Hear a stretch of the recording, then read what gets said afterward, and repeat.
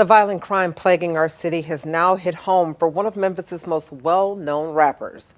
Project Pat's son was killed in a shooting in a park right across the street from the airport. What's good, y'all? Welcome back to the channel. Like, share, subscribe, comment.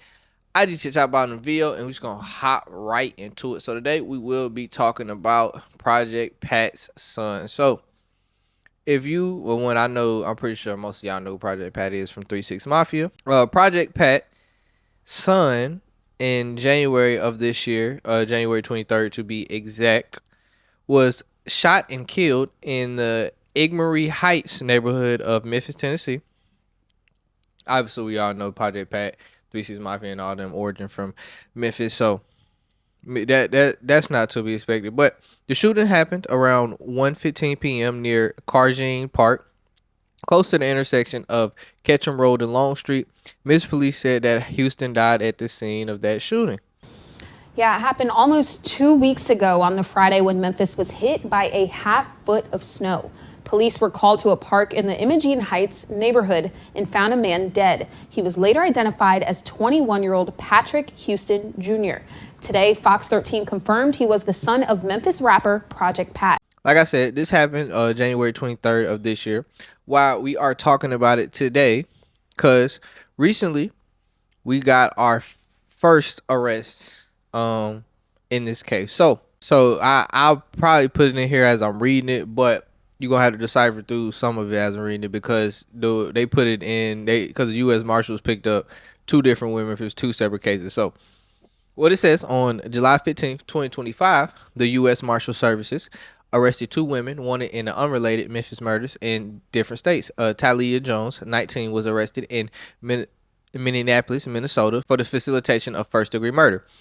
So Talia Jones is the woman we are talking about. So it says on June 27, 2025, a warrant was issued for Talia Jones for the facilitation of first-degree murder. Investigators with the TRVFTF, which is the Two Rivers Violent Fugitive Task Force of the U.S. Marshals. So it says the investigators with that developed information that Jones had fled to Minnesota. It provided investigative leads to the USMS North Star Fugitive Task Force in Minneapolis. The USMS caught up with Jones yesterday in Minneapolis, but she did not go into custody quietly. She fought task force members and actively resisted arrest. However, she was subdued without injury to anyone involved. She is currently in custody awaiting extradition to Tennessee. Jones, like I said, is getting charged with the facilitation of the murder. Now, we don't know who, so it hasn't been released, the case details of what exactly she did to get charged with this. And obviously with the facilitation of it, that I already knows that she, obviously helped him get there, either set him up or things of that sort. But we don't know who pulled the trigger and who might have wanted did this, or who she was working with to do this. So our coverage tonight on the death investigation of rapper Project Pat's son, Patrick Houston Jr. The U.S. Marshals have arrested a woman they believe is behind this murder.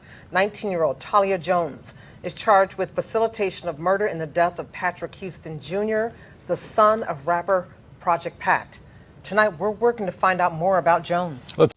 Obviously, we'll get that probably in the future details, but that's what we know for right now.